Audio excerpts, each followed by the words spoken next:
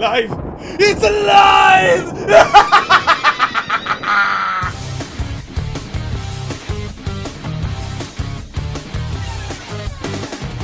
Hello everyone, the Green Scorpion here, and in the realm of Halloween icons and nerdy media trivia, there's a funny discourse around the figure of Frankenstein.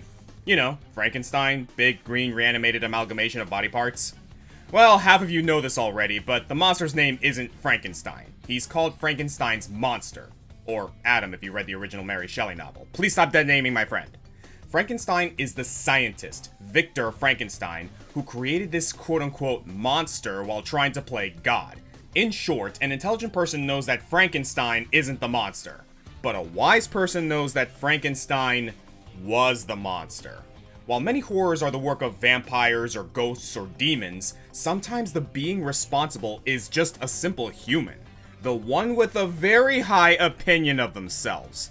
The mad scientist is a trope that dates back as early as science fiction itself. Born from the concern that in humanity's quest for discovery, we might step too far and unearth something truly horrendous. Like the ancient Greek myths of heroes and hubris, but with more robots and lab coats. Sometimes zombies. Science is a wonderful thing, giving us important inventions like the cure for polio and the Nintendo GameCube.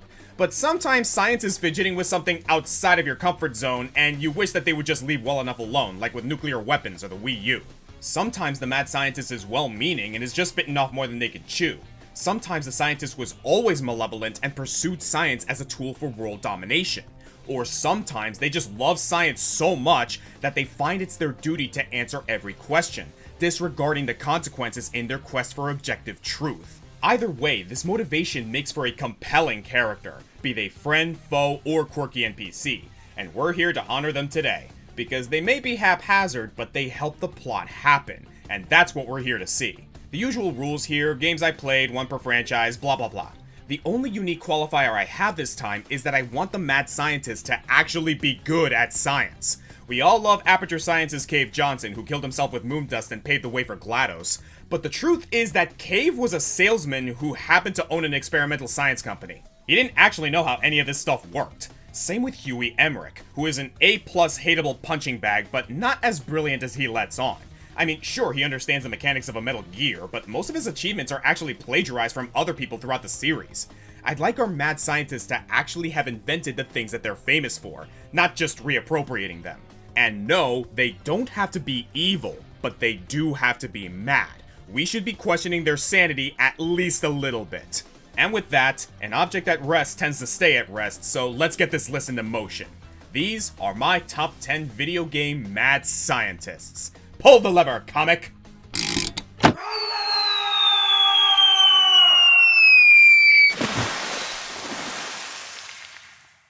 Why do we even have that lever?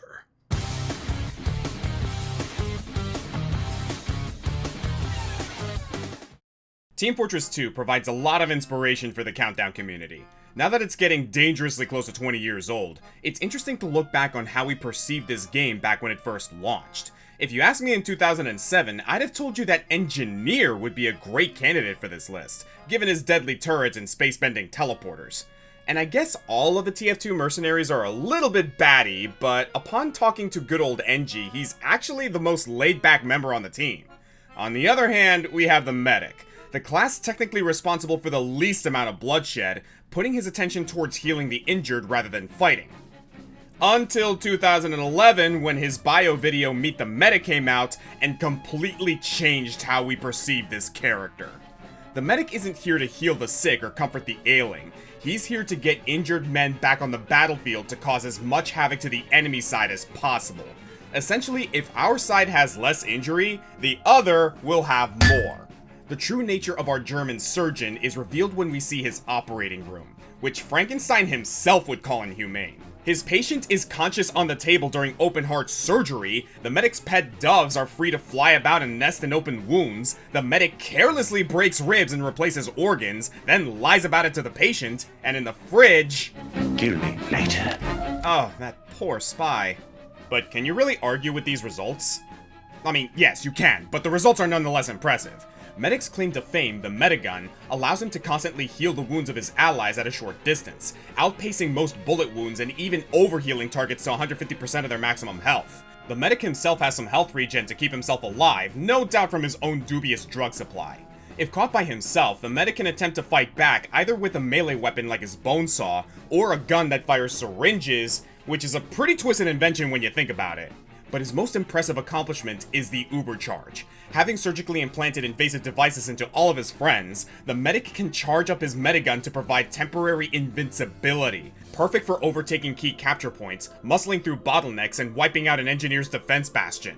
It's for this reason that the medic and the heavy have such a legendary bromance. Before Team Fortress 2, playing a healer in a team-based game was always a bit of a bummer, but the medic's playstyle is great for letting you be helpful on the move while encouragingly showing you how much devastation is made possible by your aid. And of course, all of this is just the standard equipment. Since the game's launch, Valve's released several other tools that you can switch into the medic's loadout. The Crusader's crossbow to make the medic a more offensive threat, alternative metiguns that provide movement buffs or guaranteed critical hits upon Ubercharge instead of invincibility, and all manner of melee weapons. The funniest to me is the bust of Hippocrates. Hippocrates was an ancient Greek philosopher and the namesake of the Corpus Hippocraticum, an oath that all doctors must take to be ethical with medicine and always do what's best for the health of others. Summarized in the mantra, do no harm. Beating someone to death with that man's stature proves that Medic didn't really grasp that sentiment, or if so, outright rejected it. Kudos to Valve for taking the guy you'd think would be most compassionate and making him the most psychotic and low-key maybe the funniest character in the game. Would you like a second opinion? You are all so ugly!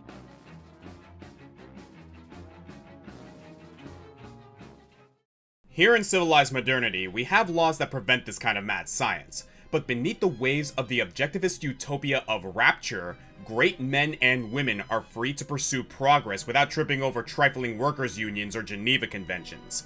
Not long after your arrival by Bathysphere, you're likely to hear of Rapture's leader of science, Yi Su-chong. And for good reason. The man is behind just about every scientific achievement in yesterday's Land of Tomorrow.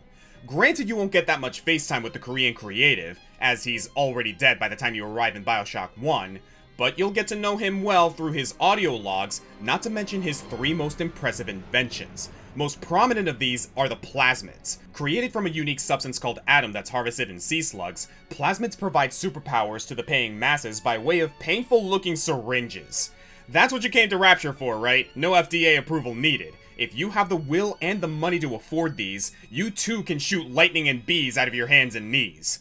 Looks painful, turned a lot of people into crazed splicers, but hey, that was their choice. What isn't the subject's choice is mental conditioning.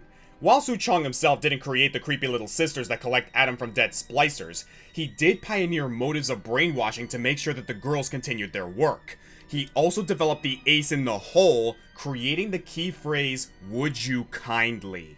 that would control Sleeper Agent Jack to do whatever he was commanded. You can listen to him testing this in this lovely data log. Break that puppy's neck. Would you kindly?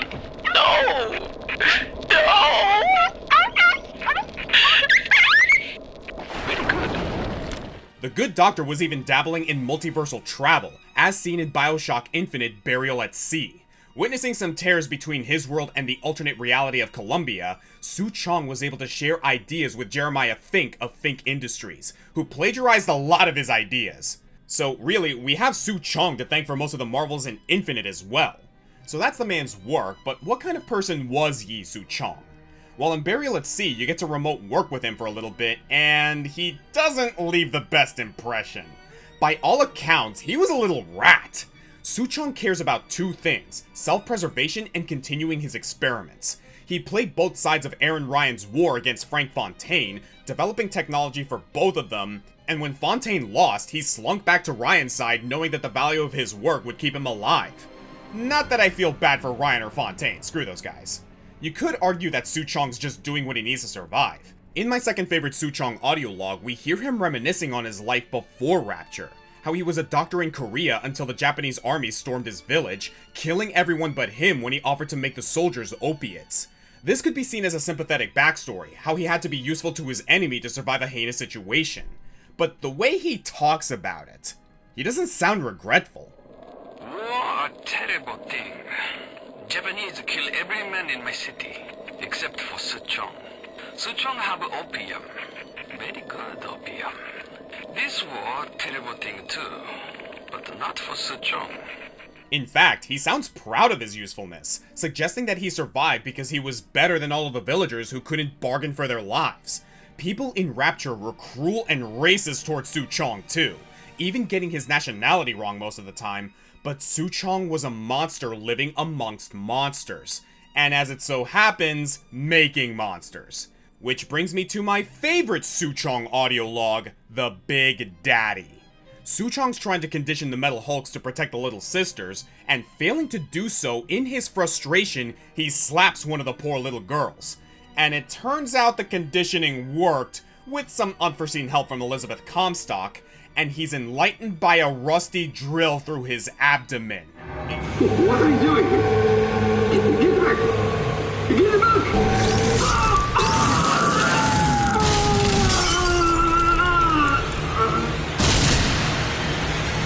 A fitting end to the reclusive genius, dying as he completes his finishing touch to Rapture. Suchong reminds me of a quote by J. Robert Oppenheimer. Any man whose error takes 10 years to correct is quite a man. In person, Suchong has more in common with the sea slugs he researches than the powerful men he works for.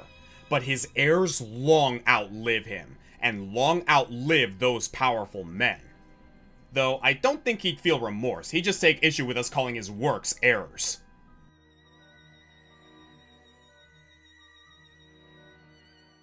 Bet you didn't expect to be coming to Hyrule for this list. The Legend of Zelda is much more fantasy than sci-fi, and sure, we've had some quirky NPCs with some academic hyperfixations, but no one prominent enough to make the list, right?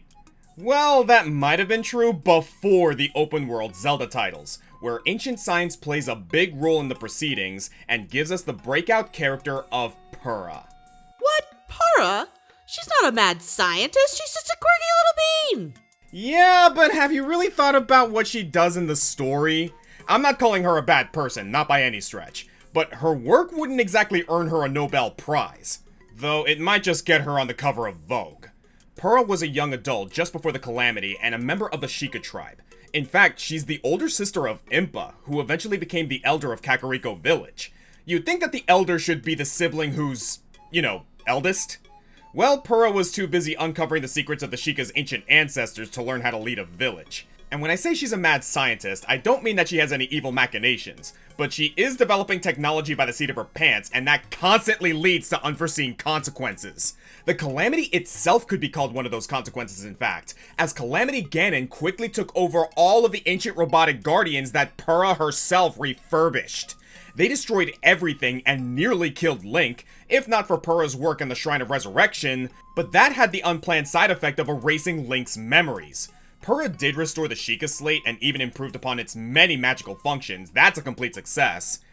If you disregard the rune that got left on the cutting room floor, the Age Reversal rune, an incomplete function that I guess used a similar technology to Stasis or maybe even the Zonai's Recall. Purah thought to use this rune to allow retired Hyrulean soldiers to get back on the battlefield, which sounds like something that the medic would say. Seriously, let them rest. Regardless, Purah decided to use herself as a test subject, never a good sign when you have to resort to that. So by the time Link wakes up, the 120-something Purah is now in the body of a sassy 6-year-old with no clue how to correct it. And she's making flirtatious comments to me that make me really uncomfortable. I mean, technically it's not hurting anybody, but it is deeply weird. Made weirder to me that no other character ever questions the moral implications of this whole project. Ultimately, Purah's got no qualms messing with the forces of life and death, a true Frankenstein at heart. A few years later, in Tears of the Kingdom, we find out that Purah's reversed the reversed and has landed on the biological age of about 20, and now she's driving the fanbase mad. So much Purah fan art! Hey, you guys have fun with that, at least she looks like an adult now, but I still remember when she was 6. Last week! I ain't touching that with a Zonai Fuse pole! But anyway, we see that in Tears of the Kingdom, Purah steps into her own as a helpful inventor. Mostly reformed, but with enough quirkiness to keep her lovable. I guess most of the ancient Sheikah technology bricked after the defeat of Calamity Ganon, so Purah's been inventing modern alternatives, like the Skyview Towers that make wayfinding a breeze, albeit by comically launching Link into the stratosphere, or the Purah Pad, trademark, that replaces the Sheikah Slate. Fun fact, a lot of the Sheikah's names in Japanese refer to fruit, Purah's being an anagram for apple, And she just released a new iPad. Is Purah Steve Jobs? And with that, the rest is positive. She's a great consultant for Princess Zelda, and in Age of Calamity, you can see her and a younger Robbie put their work into tangible action. They're quite the combat artificers, though I do find it funny how Robbie's in the thick of it with his chainsaw arms while Purah's usually behind him dropping AoEs. It's pretty clear which one's the guinea pig. I also love the detail that her glasses share the design of the Lens of Truth from Ocarina of Time, which was also a Sheikah relic. This to me sells the idea that Purah's always looking to glean the truth in everything that she sees, and it makes her great for suggesting where Link should go next if you're ever stuck in Tears of the Kingdom. Come to think of it, Purah's the de facto leader of Lookout Landing, a kind of pop-up shelter that she built in the midst of the upheaval to protect the citizens and raise an army. So, in a way, while she declined becoming the Kakariko Elder, she does end up accepting the role of a leader, just in her own ramshackle Purah way. She's making incredible things, and I'm constantly questioning her sanity. That's a mad scientist by definition, and I'm glad she's on our side.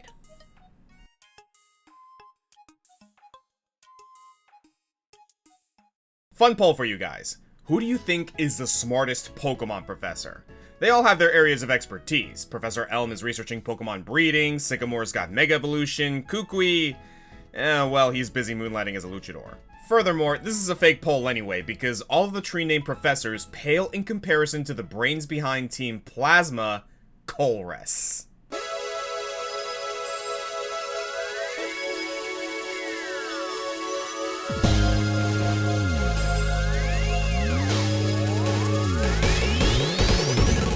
Despite being pivotal to the events of Black and White 2, Colress is usually behind the scenes or off doing his own thing. In fact, I suspect he was already working for Team Plasma in Black and White 1. It would explain some of their crazier technology like the subterranean castle that rises to envelop the Pokemon League, or the program to hack into trainers' PC boxes to steal their Pokemon. But unlike the sycophantic grunts of the first game, Colress isn't one to spout their hypocritical rhetoric against Pokemon training. On the contrary, Colress's only concern is discovering the best method of unlocking a Pokemon's potential, be that through a trainer's love and friendship, or Ghetsis' manipulation and cruelty. In the sequels, we see Colress invent a fusion device that allows the Ice Dragon Kyurem to reabsorb the legendaries that originally spawned from it. I think Colress sees Pokemon as just data and energy. If they can be shrunk into tiny balls and transferred through computers, why not just add them together? Dude would love Infinite Fusion. Colress also builds an airship that harnesses Kyurem's unearthly coldness into a devastating freeze ray that wreaks havoc on Opelucid City. I've said this before, there's no way that this didn't cause casualties somewhere. Also funny how this hard counters the Opelucid gym leader's dragon types, so there was little chance of resistance to this attack. But when Colress is confronted about it, he's blasé about what's possibly the biggest attack on a civilian area in mainline Pokemon history. He's utterly detached from human morality, as unfeeling as the Magnezone and Klinklang that headline his artificial-themed team. It only just dawned on me while writing. The name Colress is a shortening of colorless, and his Japanese name is a chroma, meaning the same. Like Kyurem, he's neither black nor white, but completely morally gray. It's an interesting change of pace for a Pokemon antagonist, as he really doesn't mind if he turns out to be wrong in what he's trying to do.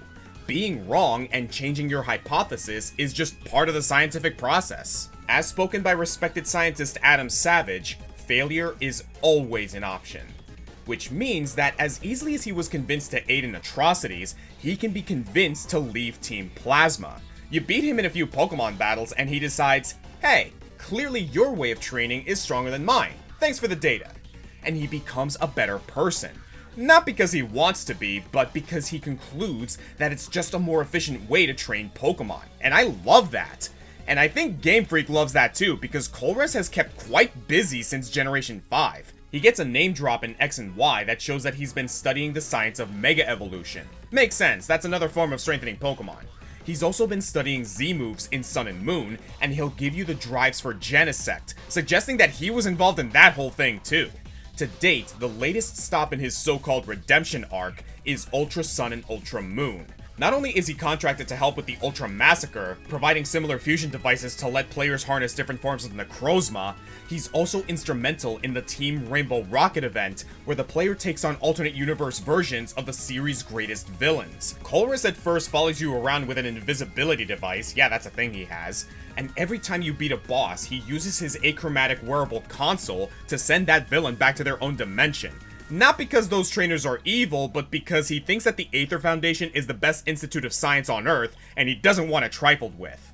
That, and as he admits, he hates all forms of Xith now and would have gladly banished him anyway. So not only has Kolres mastered scientific topics that multiple professors have dedicated their lives to, he technically is the best villain on the grounds that he defeated all of the other series villains.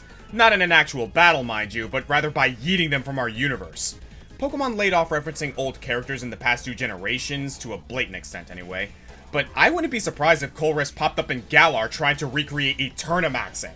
But I'm still happy that we haven't overused this character.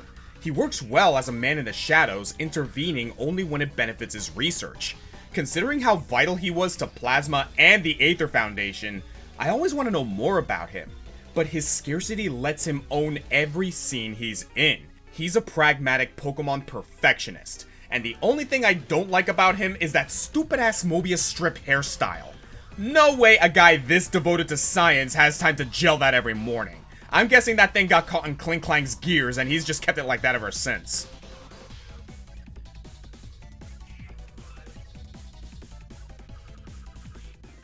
Given the popularity of this archetype, it's no surprise that I had to leave out some classic egghead villains. Sitting around the number 11 and 12 spots for me are Dr. Albert Wily from Mega Man and Dr. Neo Cortex from Crash Bandicoot, who both fit the theme to a T but didn't quite wow me enough. Dr. Wily has had so many great evil plots that they all kind of blend together in my mind, and the limited storytelling of his mostly 8-bit games makes it harder for me to be truly entertained by him.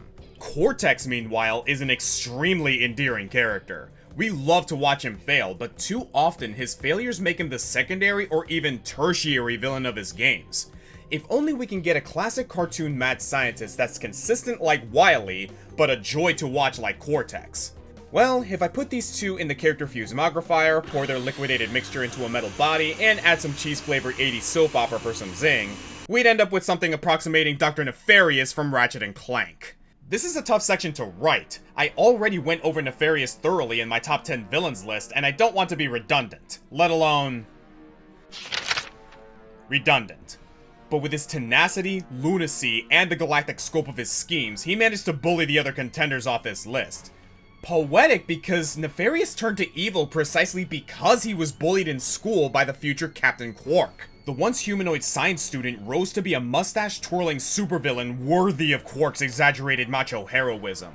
Like, a lot of Nefarious' schemes seem like overly meticulous plans designed to achieve very vague goals. After his erratic mind was put into a robot body, he came out of hiding with a metal chip on his shoulder and tried to convert the population of the star system into robots like him with the Bio-Obliterator. And I don't really know what that would do for him. I mean, he hates organic squishies, but I think if everyone were robots, his superiority complex would just force him to hatch a new, even crazier plan. But the fact that he could invent a weapon with that kind of power is impressive. Twice as impressive is the fact that he actually had a backup Bio-Obliterator when Ratchet & Clank destroyed the first one. This is our first real doomsday device on the list. I guess Kolres's Freeze Ray is close, but Nefarious is coming up with these on the regular. He has Ratchet and friends tied to an asteroid, and oh look, he just happens to have an Asteroid Flinger 5000 to throw them into space. Or when he wants to take over the Great Clock to rewrite history so that the heroes always lose. Still one of my favorite evil for evil's sake plans, by the way. The clock's guarded by a quasi-dimensional hive mind called the Zoni that are immune to conventional weapons, but Nefarious is nothing if not unconventional. He pulls out the hypersonic brainwave scrambler that ingeniously exploits an obscure weakness of the Zoni. The dude builds so many weapons, space stations, and robotic armies that he hardly bothers to announce most of them. Every time you fight him, he's busting out different high-tech weapons out of his cape. It's hard to keep up with them all. Blades, thrusters, missiles, electrostatic shields. He's actually extremely formidable. Though not the most formidable. Rift Apart shows us an alternate reality Emperor Nefarious, a more serious variant who conquered his entire universe. But you know, even if Emperor Nefarious was an original character Do Not Steal, I'd still rather put vanilla Dr. Nefarious on this list for his lovably hateable antics. This is a list of mad scientists, and Nefarious is mad, bro. That's what makes it so good, Janice. Feel it. My heart is pounding like an anvil. Oh, this is the best part of my day. Everything he does is inspired by hatred and ego. He's often the cause of his own downfall, but that doesn't make him any less dangerous. He's waving crazy guns with Doofenshmirtz-style names like the Dimensionator around, killing minions by accident, and then playing it off like a conscious choice. It's not that we're afraid that he'll succeed. We just have to beat him before he fails so hard that he destroys the galaxy. It's a tried and true formula so good, Insomniac Games continuously increased his billing in the series, going so far as to write him into the remake of the first game and imply that he invented many of Ratchet's tools. The Hydro Displacer, the Predator Launcher, and even the iconic XK-81 jetpack. He's not even obsessed with Quark anymore. In fact, I don't think the two even interact and rift apart. This villain, originally invented as a ridiculous mirror to the series' most ridiculous side character, has blown up into the most prominent villain in the series. One that's impossible to take seriously, and yet not taking him seriously is deadly. And he gave his butler paid paternity leave. What? He may be a villain, but he's not a monster. I don't have the capacity for love, Janice. I was cursed by a tribe of gypsy ninjas when I was a kid. I know, Lance. I was in that tribe of gypsy ninjas. We're crossing the halfway point of this list with the completely opposite approach to writing an eccentric scientist. Nefarious never claims to be anything but evil. He literally subscribes to supervillains weekly. And aside from situationally turning on his more evil counterparts, he's never going to seriously question his actions. On the other side of the spectrum, we have Mordin Solus from Mass Effect, a gaunt alien geneticist whose character arc is all about him questioning the morality of his greatest scientific achievement. Before we get into what that achievement is though, let me clarify that being opposite Nefarious in terms of self-reflection does not make Mordin opposite in terms of being entertaining. He very well might be the most entertaining squad mate in Mass Effect. As much as I love this cast, I was always a bit disappointed with how secluded everyone is on the deck of my ship. Most of them keep to themselves with only a few unique dialogue choices before repeating a stock reply about how they're too busy to talk to you. That's why Garrus's calibrations are such a meme. Like, geez man, just say you don't want to talk. Mordin Solus spends most of his time in the tech lab, a location that Shepard will visit many times, and I think the writers knew to put extra effort into Mordin's leisurely conversation since the players would find the most opportunities to visit him. The man has a lot to say, albeit in his choppy, broken way of speaking. Heard Kirrahe died in Vermeer. Not enough equipment for operation. Still managed to take down facility. Good captain. Dedicated. Bit of a cloaca, though. Loved his speeches. Hold the line. Personally prefer to get job done and go home. Probably military bravado, jargon, chest pounding. No offense. It's not that he's bad at English. In fact, it's a popular theory that he's the only alien not using a universal translator. It's just that his thoughts come so fast, so he chooses to break his sentences down into their base ideas to communicate them more efficiently. Not one word is wasted. If Mordin wrote this script, it'd be like 33% shorter without any conjunctions. But probably with just as much wordplay. He actually loves rhymes, often singing the Solarian version of Gilbert and Sullivan's Modern Major General. I am the very model of a scientist Solarian. I've studied species Turian, Asari, and Batarian. I'm quite good at genetics as a subset of biology because I am an expert, which I know is a tautology. You can't romance Mordin Solus. Like my wife and my co-writer, he's ace as far as I'm concerned. But if you've spoken with him enough, he'll have comments about Shepard's love life, with unique dialogue for every possible companion, making him more aware of his fellow squad mates than any other character outside of Shepard himself. Yeah, he's a little weird, but he's the nicest Solarian you're ever going to be lucky enough to meet. Now, what was that scientific achievement of his again? Let's see, he strengthened a planet-wide genophage that effectively sterilized an entire alien race, specifically the Krogans. After a millennium, there's still no cure, and each day marches the Krogan race to becoming closer to extinction. What the fuck, Mordin? Now, there is a lot of nuance around the genophage, mind you. It was developed during a rebellion where the Krogan, who reproduce like rabbits, have the organ redundancy of cattle, and have the mindset of bloodthirsty orcs, were threatening to bludgeon all forms of government in the galaxy into submission. The Solarians developed the genophage as more of a deterrent. They didn't expect the Turians to actually detonate the damn thing. Morden himself didn't actually invent the genophage, it was developed millennia ago, but he was part of a team that covertly modified it to keep the Krogan from overcoming it. That's still an extremely inhumane thing to do to a civilization. But if you try to discuss this with Morden, he doesn't want to hear it. He's had years to grapple with what he's done, and he can justify it from every angle. It was for the best, or the number of people negatively affected is offset by the number of people it protected, and so on. Morden's more than happy to show you the pie chart. At least until you join him on his loyalty mission to find his old student who's been working on a cure. When faced with the human, well, Krogan lives affected by him and seeing the lengths people will go to undo his work, Morden's shaken. He gets defensive, then angry, and eventually so overcome with emotion that he lets Shepard make the final decision on what to do about this. Quite the change from the guy who claimed that he was 100% justified before. And once you get him back to the ship, Morden returns to his usual cheery self. That is a limitation of the games, I think. The game's not going to write a whole book of alternate base convos depending on how early you did this mission, so it's just going to reset Morden back after his little side quest is done. But I like to think that this is part of Morden's disposition. When he's protected by the four walls of his laboratory, seeing the consequences of his actions only as data on a screen, he's in his safe space. There's no uncertainty when it comes to science. Also, Solarians, though living shorter lifespans than humans, are able to process information faster to compensate. So it's possible that Morden can just work through his grief a lot faster when he's not right next to the rotten Krogan carcass. 6 in one, half dozen in another. Funnily enough, if Morden survives to Mass Effect 3, he'll be put in charge of reversing the genophage. Morden claims that this isn't a change of heart, it's the circumstances of the war that changed. The genophage was deployed at the proper time, strengthened at the proper time, and now he's going to cure it at the proper time. We're eventually put into a very Star Wars situation where Morden needs to ascend this collapsing tower to finish dispersing the cure. He's hell-bent on doing this, and depending on your playthrough, you may or may not be okay with the Krogan increasing their numbers again. And all of the possible endings to this conflict are fire. If you just let him go, Morden will hype himself up before sacrificing himself to cure the genophage, all according to plan. Unless you got to know him a little better, in which case you'll see this heartbreaking scene where he's nervously singing his theme song to himself while he completes his final mission.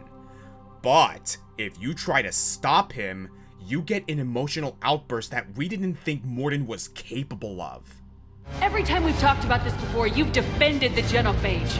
Hell, I had to talk you into saving Malin's data. How can you change your mind now? I made a mistake! I made a mistake. Focused on big picture. Big picture made of little pictures. Too many variables. Can't hide behind statistics. Can't ignore new data. My responsibility. Need to go. Running out of time. Unless Morden died in the final mission of Mass Effect 2, he will always come to this conclusion.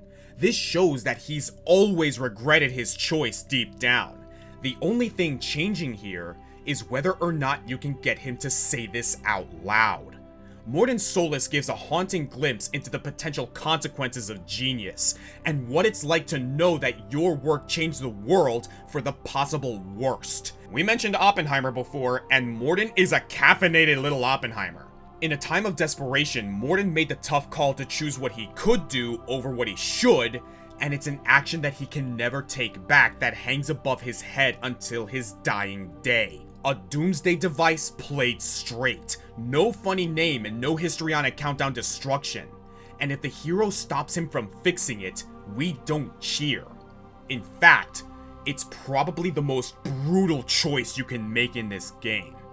I would rank him higher, but I don't think he's mad enough.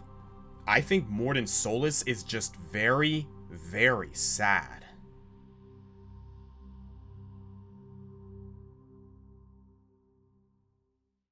Let's try that opposite segue again. You see, Morden Solus is a scientist that I adore so very much. I want to be his friend, even knowing the mistakes he's made.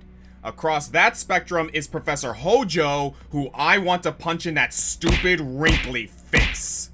Many fans say Final Fantasy VII is more science fiction than fantasy. And I would say that that's kind of the main conflict. The world of Gaia is full of magic and wonder, but the Shinra Corporation has taken over by confining all of that fantasy into a science. At the center of this is Professor Hojo, a man hell-bent on understanding every process in the world, from photosynthesis to cellular regeneration to the life stream and summoning materia. He scoffs at the notion of magic. If something happens, it has laws, it can be understood, and it can therefore be harnessed. Then again, Hojo scoffs at most things. He's an egotistical, abrasive lunatic, and more than half of our main cast has personal beef with the guy. For example, back when he was the apprentice of Professor Gast, a misguided but comparatively kind researcher, Hojo confined Aerith and her mother to a life of constant experimentation, trying to understand their biology as the last living members of the ancient Citra. When Gast tried to help the two women escape, Hojo personally tracked Gast down and had him killed, also leading to Aerith's mother's death while on the run, and Aerith becoming an adopted orphan with little understanding of her own powers. Hojo also abducted Nanaki, one of the last members of an intelligent quadrupedal race, and apparently he cared so little about Nanaki's personhood that he branded and renamed him as Red 13, a designation Nanaki then internalized over his own birth name. Oh, and given the chance, he tries to make Nanaki and Aerith breed. Oh, you want to know why? Because this is my fetish! That's gross, dude. But one of the biggest twists of the game is that this despicable man also bred offspring, resulting in the one-winged angel Sephiroth. Yeah, more casual fans might not know this, but Sephiroth's not actually the son of Jenova. Not directly, he just thought he was. Hojo had relations with a fellow researcher named Lucretia, then injected her baby in the womb with Jenova's alien space god DNA, just to see what would happen. As a result, Lucretia turned into a weird cave crystal thing postpartum, and Sephiroth, though the greatest warrior in Shinra's soldier program, eventually went crazy and destroyed Tifa's hometown before getting killed himself. But Hojo wasn't done. He then took Sephiroth's DNA and injected it into a bunch of other test subjects, including Cloud Strife. Keeping these test subjects in his lab for years, Hojo eventually allowed them to escape, forming the reunion theory that all of these Sephiroth clones would be subject to the will of the original Sephiroth, who was still in the life stream, and would eventually culminate to help Sephiroth destroy the world. Also, he shot Vincent and turned him into a pseudo-vampire. And he was a general dick to all of the employees at Shinra, including Reeve, aka Kate Sith. His research took funding away from Sid's space program, his Mako reactors are hurting the planet, which is Barrett's whole thing. So yeah, everyone in the party would like to punch this guy specifically, save for maybe Yuffie, but I think she'd spare a punch for him too. But unfortunately, he's just too good at his job for Shinra to let him go. He's at best unpleasant to everyone, but he's also hard to get a read on. He'll chastise Aerith's rescuers to think logically about this, then run away while unleashing a biomutant that's likely to destroy his supposed priceless test subjects. And that's a little cheat code with writing these sorts of logical characters. They always say they're being logical, but their actions are usually driven by some emotional desire that they themselves might not even understand. In my research, I spent hours trying to figure out what this guy actually wants, why he'll be all self-preservation in one scene, but ensure his own destruction in another. And I think I found my answer. Hojo isn't trying to understand the world for the world's sake. He's not trying to take over the world, not really anyway. And in a roundabout way, he's not even trying to garner the truth from all this. He just wants to be right. He wants to prove to himself that he was a better scientist than Gast, his predecessor. He wants to see his reunion theory play out, and at the world's destruction say that he already guessed the ending. While the rest of the Shinra executives are trying to protect Midgar from Sephiroth, Hojo goes rogue and overcharges the Mako reactor, sending more power to Sephiroth and risking a meltdown that would kill himself and everyone in the city. In a twisted sort of way, he's doing it for Sephiroth. That's my boy, destroying the world and merging with the life stream. I made that happen. Me! And from another angle, the fate of the planet is a battle between Aerith and Sephiroth in the roles of life and death, the children of Gast and Hojo. The Mad Doctor's betting his pride on the apocalypse and he dies for it. though we later find out in Dirge of Cerberus that he had his personality backed up to the net, so maybe this isn't as self-sacrificing as I make it out to be. And while we do eventually stop Sephiroth, it is the end of the world, at least as we know it. Hojo sort of wins. There's a quote by sci-fi writer Arthur C. Clarke, who gave us the screenplay for 2001's A Space Odyssey. And in his 3 Laws of Fiction, Clarke states that any sufficiently advanced technology is indistinguishable from magic. Hojo is a character epitomized by fighting that law. There is no magic, and there is no science or technology that cannot be distinguished. At least that's how he sees it. He basically dissected the planet and didn't bother to stitch it back up again. No stone unturned, no nerve unexamined, he needs to understand every single facet of it. And in a world of giant chickens and robot cats riding robot cats, there's something so insane about a guy who takes it all so seriously.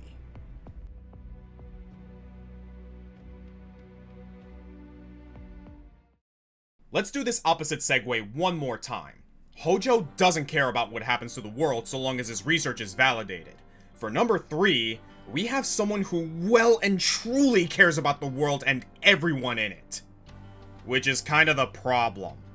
Dr. Takuto Maruki is a likable enough guy. He was added to Persona 5 Royal as a new confidant, and while to some who played the vanilla version he might feel a little slapped on, I actually think the writers did a good job working his characterization into the overall narrative. Maruki is hired to work as a counselor at Shujin Academy after the Kamoshida incident, and hiring him might be the only smart and decent thing that this principal has ever done in his career. After what that maniacal gym teacher put them through, there's a lot of kids who could use some therapy. And he's a legitimately good therapist. Okay, let me rephrase that. He's great at making people feel better. Any real psychologists playing this game are gonna see some big therapy no-nos from him, but we'll get to that. The Phantom Thieves are skeptical at first, not helped by the fact that he bribes kids to come to therapy sessions with snacks, but his adorable attitude wins the gang over, and throughout the rest of the game, each of the Phantom Thieves gets a chance to meet with him, self-reflect a bit, and unpack their individual struggles without divulging too much about their paranormal activities. It could just end there and be perfectly nice, but we can't have nice things, can we? Psychology in the real world is what's referred to as a soft science, a bit tougher to turn that into a pillar of madness. But this is the world of Persona, where cognitive science is a very real field. It turns out that, like Futaba's mom, Dr. Maruki was researching the metaverse before all of his research was stolen away by main baddie Masayoshi Shido for his own nefarious purposes, and Maruki was forced to temporarily abandon his researching days. Maruki's a big part of why this game's plot happens, and when it's all wrapping up and Joker's team overthrows Yaldabaoth, the god of control keeping humanity in a state of willful ignorance, Maruki finds himself in the perfect position to take that power for himself. Maruki plays the role of villain in Royal's new final plot arc, though many fans debate about applying the term villain.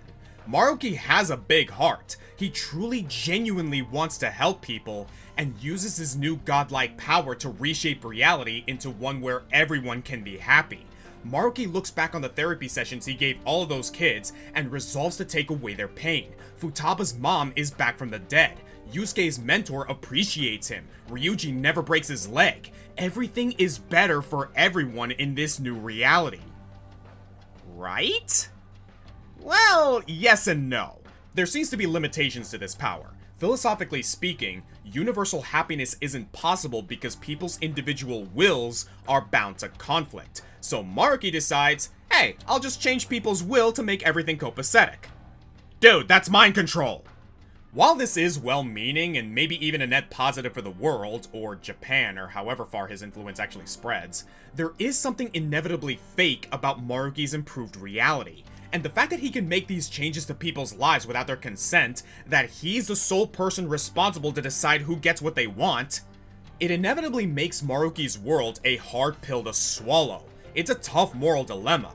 And while the writers of the game are loud about what choices they think are right, they still put that choice in the hands of the player. See, Maruki's got a bit of a messiah complex. He's willing to put the weight of the world's conflicts on his shoulders so that everyone can be happier, but he's not ready to say that he's 100% right. He wants you to tell him that. So rather than wiping Joker's memories, he allows Joker to stand against him if he really wants to. If you decide to take up Maruki on his deal, you'll get an alternate ending where everything is perfect, and we're just left to wonder how sustainable all that is. We even get unique art in the credits of this quote-unquote bad ending. Or, if you choose to let the deadline pass without confronting him, he'll lament your lack of conviction and put you in a state of eternal sleep, relieving you of the stress of making any tough decisions for the rest of your life. Don't wake up, don't get out there. But if you choose to fight, you'll have to climb his mind tower, and man, it's a doozy. A lot of environmental storytelling here, with lines of patients being told that they don't need to overcome their trauma and become their best selves. Maruki will just fix everything for them. And I haven't even touched on what he did to Yoshizawa. Yeah, your life would be way better if you were just someone else. Take all those feelings and push them way down. He's certainly a sympathetic villain, a guy who wants to help others even if it causes him pain, but also wants to run from that pain forever and thinks everyone else should do the same. In this case, the mad scientist is a madness that we can understand, a flawed logic that we can get behind or, heck, even agree with, to the point where it kind of breaks down your own ability to moralize the situation. And oh yeah, he has his own persona. And it's a monster from H.P. Lovecraft, one known to induce madness in those curious enough to seek him out. Yeah, that sounds about right. Should have eaten those snacks when we had the chance.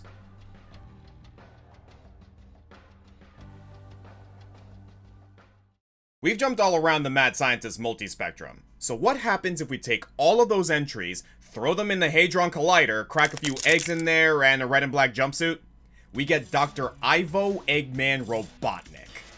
And for some reason the machine caused him to grow a mustache. Isn't science wonderful?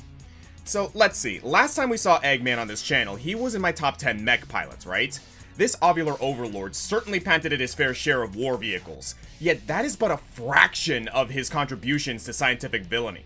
The man has designed and mass-produced countless varieties of robotic minions and factorial superbases. The hyper-adaptive E-Series robots, the gargantuan Death Egg, and the ever-popular Bucket of Sushi fast food restaurant, now serving fish. His reputation precedes him, but does he really capture all the qualities of our previous scientists? Is he really as outlandish as nefarious, as brilliant as Morden, as despicable as Hojo, yet as sympathetic as Maruki? Well, he's been around for nearly 35 years, brought to life by dozens of artists, writers, and voice actors, so the answer to that question is... it depends on the game. When it comes to the classic cartoon arch-villainy of Nefarious, Eggman easily clears. I mean, he's already played the villain in no less than 6 cartoon series. You can have him as buffoonish as The Adventures of Sonic the Hedgehog, or as menacing as Sade. But let's focus on the games. Eggman's goals confusingly include both world domination and opening his own theme park, Eggman Land. Simply put, he wants to make people happy with the stipulation that they worship his 300 IQ genius. That frankly ludicrous intellect allowed him some impressive achievements, blowing a hole in the moon, entirely blowing up the Earth. It got better. And even ventures across time and space. He's enslaved alien races and erased parts of history on occasion. And sure, he often needs to be saved from his own plans, but can you really call yourself a mad scientist if you've never lost control over a being you created or a god whose power you harnessed? It just comes with the territory, even Frankenstein knew that. While he can be a total nincompoop on occasion, that Morden Solus level wit is razor sharp. He's very good at flipping the situation where he needs Sonic's help into, surprise, I'm taking over the world again. See Sonic Lost Worlds and Sonic Chronicles. Maybe not Sonic Chronicles. This little moment in Sonic Adventure 2 always stuck with me, where on a snap decision he accuses Sonic of handing him a fake Chaos Emerald and... You thought you could trick me with that fake emerald, didn't you? So, how did you know it wasn't the real one? Tails! Because you just told me, Fox Boy. That's pretty slick, Ivo. Tails certainly never forgot that L. As for the Hojo qualities, yeah, Eggman can be a real monster sometimes. His initial MO was kidnapping baby animals as power sources for his badniks. I think that's why he was originally modeled after Theodore Roosevelt. He's an industrialist threatening nature, building enormous factories and metal horrors at the expense of woodland creatures. Though historically, Roosevelt did a lot of good for the preservation of nature, so I'm not sure if the original artist thought about that comparison. Sorry, off topic. He later utilizes chaos drives as a more fuel-efficient battery, only to go right back to the enslavement crap when there are cute aliens to exploit. and he programs some robots like Orbot and Cubot to be complete idiots just so he has someone to yell at. After finding the body of his thought-dead comrade Shadow, he hides him away in a warehouse full of mass-produced Shadow androids just to screw with his sense of identity. Shadow could have been a good guy way earlier if Eggman just wasn't being a dick here. And don't invite Omega to the family therapy sessions because he will show up and he will share his feelings. His 50 caliber feelings. But does Eggman have that well-meaning heart like Maruki? Well, sort of, yeah. Misguided as he may be, he's ultimately trying to make a world that people will enjoy, just in a completely nonsensical way, hence the mad part. Eggman was deeply affected by his grandfather, the great scientist who created Shadow and the space colony Ark for originally benevolent purposes, not to mention the death of Maria, who would have been Eggman's cousin. Eggman would have grown up with the great expectations to follow the footsteps of his grandfather, whom the government mislabeled as a criminal, and then turned him into one. And when Maria was caught in the crossfire, this might have really messed with Ivo's psyche, made him feel the need to be remembered, and yet see the futility in trying to play by the rules. This is actually explored in the IDW comics, while not technically canon to the games, yet. And while I also like Archie's version of Eggman, a Dr. Doom level strategist, these recent comics do a great job in explaining how all of these disparate characteristics can belong to the same quirky, complicated man. Comic writer Ian Flynn even supervised the story of Sonic Frontiers. Here we get maybe the most sympathetic Eggman yet, as he grows a fatherly attachment to his AI program Sage. He's a maniacal egotist who never learned to be part of this world, but that doesn't mean he doesn't have feelings. In many ways, Sonic Frontiers celebrates the long history of these characters, and a villain who, at this point, wouldn't enjoy victory if it didn't include the bombastic defeat of his longtime rival Sonic. If you looked up mad scientist in the dictionary, the picture next to it might look remarkably egg-shaped. He is truly the Frankenstein of video games, just with a more scrambled mindset, a tendency towards poaching wildlife, and maybe, just maybe, a bit of a sunny side.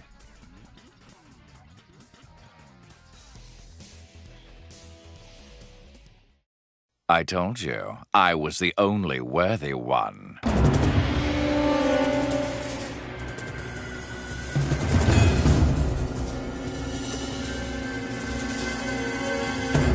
Eggman may be the best video game mad scientist current science can devise, but science isn't about settling for what's possible. It's about finding that next step beyond.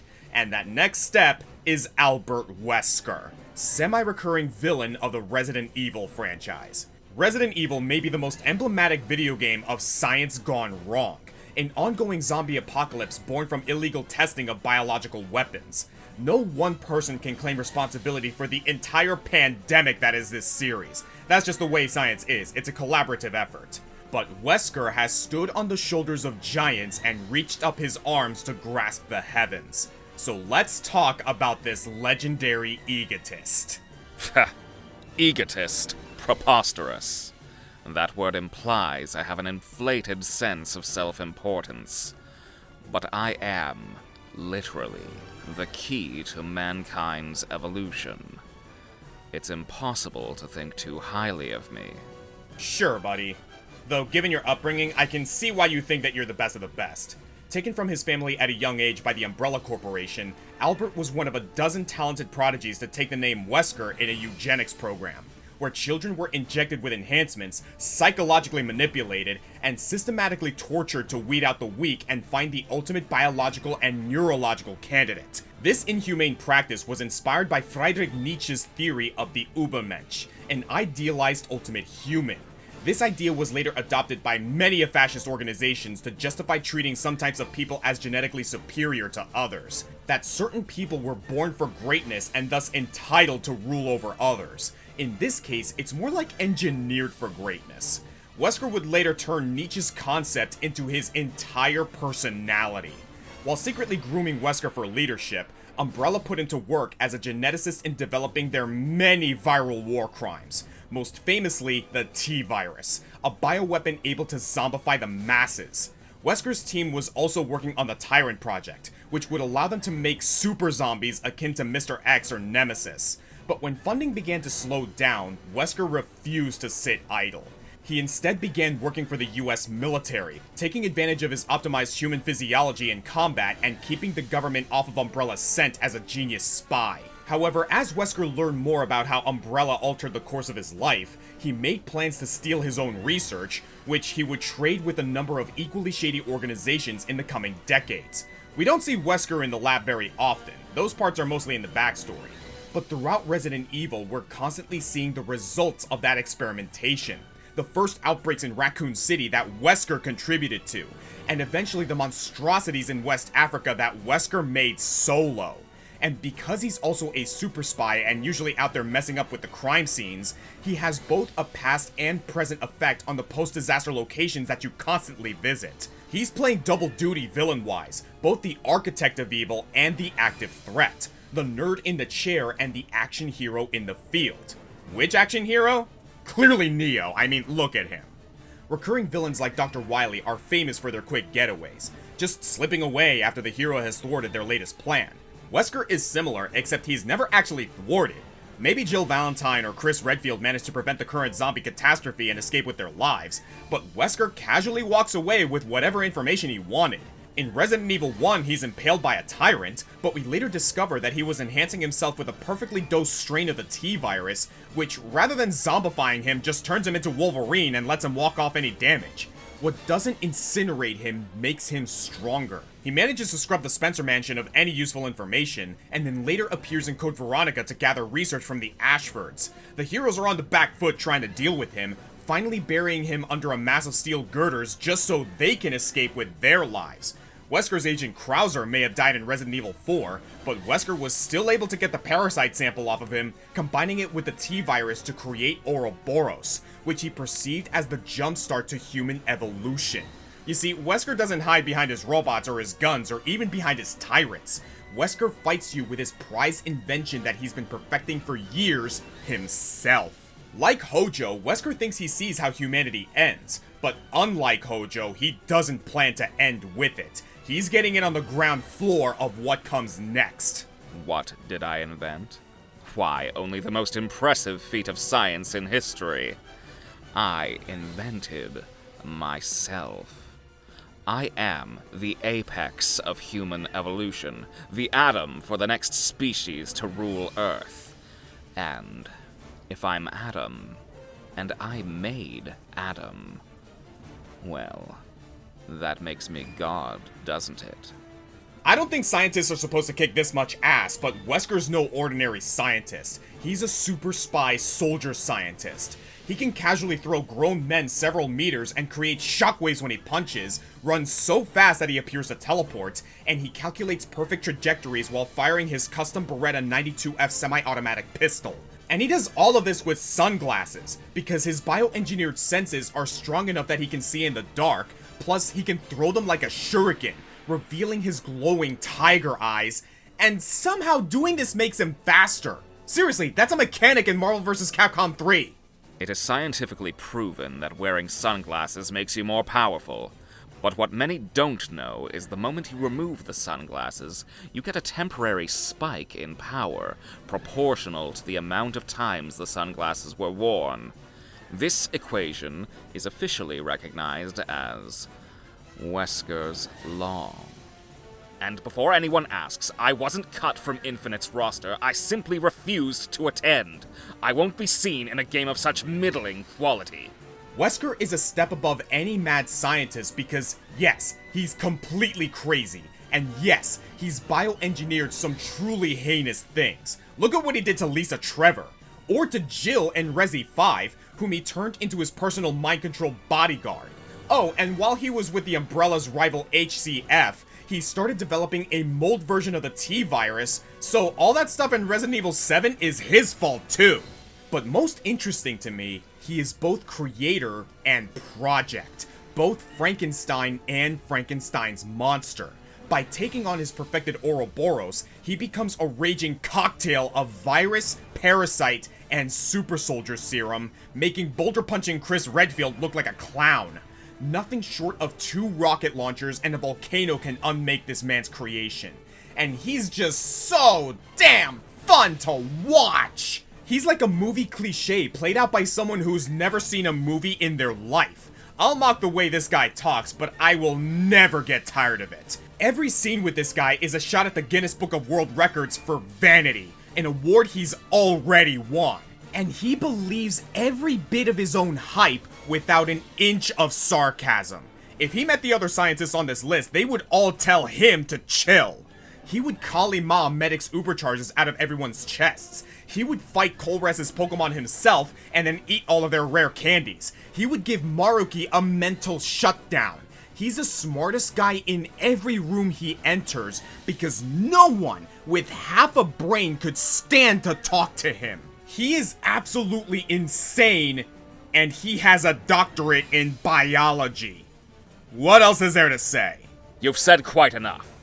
That was the Green Scorpion, and I, Albert Wesker, have finally achieved complete countdown domination.